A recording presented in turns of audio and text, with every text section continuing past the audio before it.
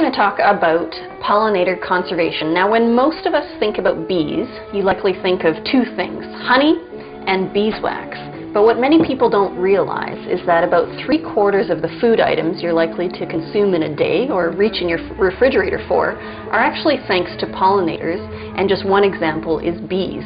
So some of the things out here is everything from berries to nuts and sunflower seeds, apricots, apples, squash, broccoli, asparagus, all of our lovely herbs that we enjoy, whether it's oregano in a pasta sauce or lavender in bath salts. We use all these things, and they're thanks to pollinators.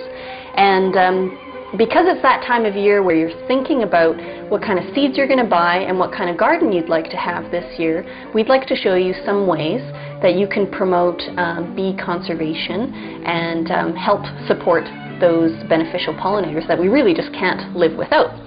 So today, I have a guest. Brian Campbell has joined me, who's a bee master that works locally here near my Vancouver neighborhood, and he's going to show us some tips, again, our favorite how-to videos, and really easy things that you and I can do in our own gardens, whether it's your personal backyard, your community garden, or even in your schoolyard. So welcome, Brian. Thank you.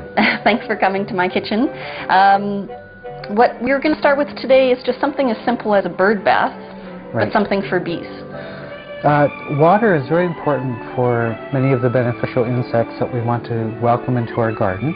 So how would you set up a bee? I've got sort of an example started here. Right, so this is a great bee bath, just a shallow dish or bowl with some rocks in it and some water.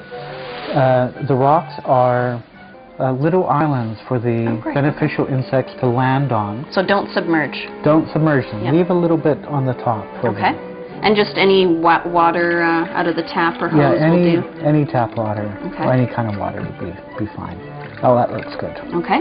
And then what you'll see is, if you have a problem like aphids or something like that, if you put a bath, a little insect or bee bath, where your problem plant is. Oh, great. Okay. You will attract those insects to drink from there, and the water is going to help them lay more eggs and to combat that pest that you might have. They're also called a blue orchard mason bee. So they're generally blue in color.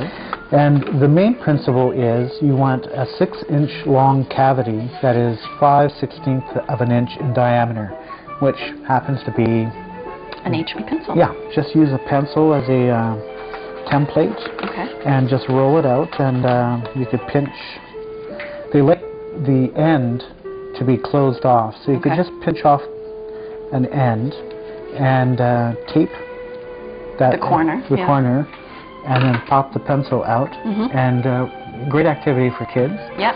And they cut off the top of a milk carton. Reuse a milk carton, yeah. And put the paper tubes inside the milk carton and put it in a sunny location out of the rain. Okay. So under even like an eave or south or east facing. South or east facing for the entrance. Okay. Yeah. And it can be I've seen suggested like either eye height or no more than like 6 feet tall, right? Yeah. And mine are right by my front door. Okay. Well, thank you so much for your help today. This is a lot of great information, and I think people are already keen to do something in their backyard and for bees as well. Thank you for having me.